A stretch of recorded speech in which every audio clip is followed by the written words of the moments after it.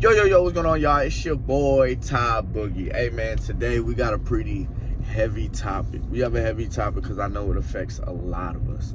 I know it has affected a lot of us. I talked about it on my live, but I never really got to talk to y'all about it. I'm on my way to work, by the way. I just left the crib. Had a pretty good Veterans Day yesterday. Your boy bought a couch and everything, so the house is coming together now. It's coming together. It's all just spinning around.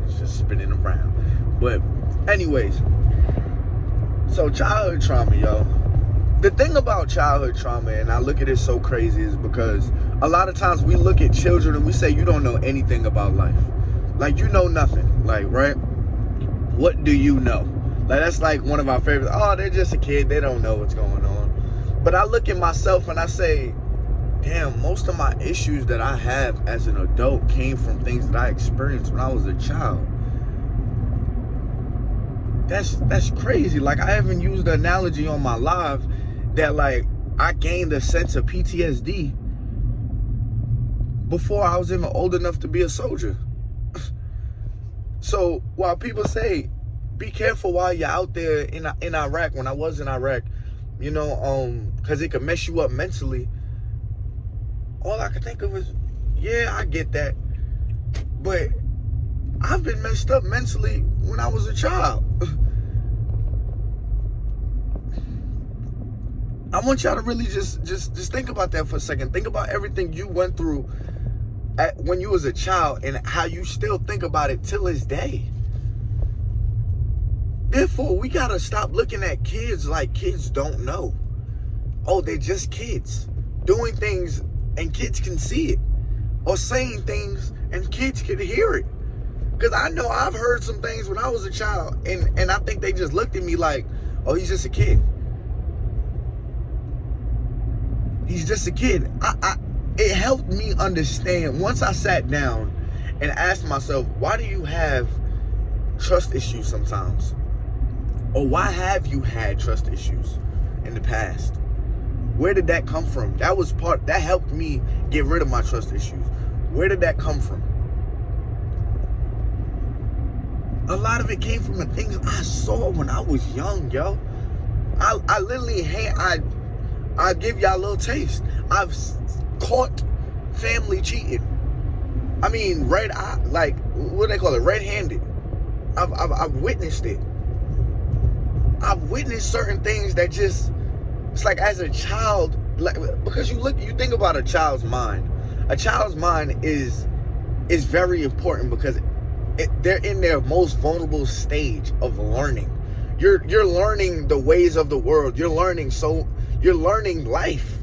You know nothing, but you're learning. So everything you're taught, everything you see is like, okay, so this is how the world is. Okay, because you have no experiences yet. So everything you see, whether it's good or bad, this is now being trained to you. This is what you're learning now. Like, this is what you believe the world is like. I ask myself, I say, why do I want to feel loved so bad if I never felt love before? Like, if I never felt that love that I'm talking about, why do I want to feel, like, where do I even get that feeling from? I get that feeling because I know my mom loves me like that. I know my mom loved me, like, unconditionally. And I talked about this also on my live. My mom loved me unconditionally, yo. And when I say unconditionally, I mean, like, even if I messed up, my mom would make me feel like, Tariq, your mistakes doesn't define you. I love you regardless. We're going to fix this mistake, but I love you regardless. That's the kind of love we want. But when you grow up and you turn 18,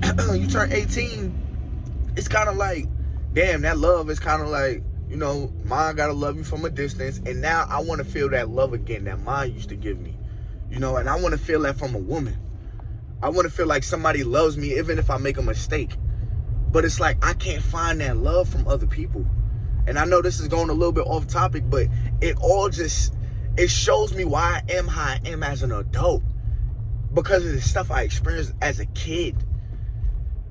that love that I'm always yearning for or looking for is something I've experienced. I experienced it from my mom. And then for people that have never experienced that love, they're like, damn, I want to know what that feeling is like. That people talk about, my dad just loves me so much or whatever, but you may never had that love from your dad. So what do? You go looking for that love from somebody else. If you feel like me, if you feel like you and your parents, like you had a more affectionate time when you were younger, it's like now you want that feeling back. That's what I feel like I go through. Granted, my parents, they do a great job, but at the same time, I understand that now that I'm 24, they can't love me the same. They can't, I hate to put it like this, but they can't baby me. They can't baby me no more. They can't, my mama can't, she can't hold me like she used to. She's busy. I'm busy. Now I want that from somebody else. It literally all comes from when you were a child, when you were in your learning stages of the world. First feeling that you felt was that you should be loved by somebody. That's why there's so many people that chase love. As soon as we came into this world, the first experience we had was love. Our mom held us and loved us, looked at us and loved us. That's literally how we came into this world. Our first lesson of life was that somebody should love you, or the feeling of love. That was one of our first experiences. I just wish that we just take account how aware children actually are. Like, stop thinking that they're just kids. No, they're just in their most important learning stages of their life. Because truth be told, once you're an adult, it's hard to tell you something new. It's hard to reteach you once you're an adult. That's why at a certain age, they stop telling you have to come to school. Like, it's like after high school, it's kind of hard to teach you, but hell, if you're still willing to learn, we'll teach you some more. Your early stages are pre-K to your senior year, because they know you're in your learning stages of your life. Childhood trauma is real, yo. And I know I went a little bit off topic or whatever with the love thing. I just want y'all to understand why a lot of us chase that feeling that we've never felt before. Like, I really sat there and thought about it on my live the other day. Like, wait a minute. It makes sense. It makes sense. Like, and I know this is gonna be, this little piece right here is gonna be a little touchy. It's gonna be a little touchy for people. But I'll go deeper in depth on my Patreon. I'm going deeper in depth this whole video on my Patreon about my experiences. I want to talk about my experiences, what I've been through, what I've seen. But I'll even go as deep as the whole racism thing. Now, I know this is a touchy topic, but I've dealt with racism as a child, as a kid. I've dealt with that, yo. So as an adult, sometimes I expect that. I expect that in a situation that it may or may not be that. But as a kid, I experienced such harsh racism. That's trauma, yo. That's trauma that I went through. I've watched people steal that I'm related to. So of course I grow up thinking that people steal, even when they say they love you. Like, childhood trauma is important. And I'm telling y'all, little bits and pieces or whatever. I want to go deep in depth. But just understand what I'm trying to tell y'all is stop looking at kids like they're just kids. Their minds are being formed for when they're gonna be adults. A lot of kids, I use I use a family member for example. again, because I don't want to air nobody out. But I have 2 family members. One of them was bad when they were younger. Bad, like they would take things from people and, it's so cute. Just stop it. Pat on the back, stop. Don't do that no more. Or she's just like that.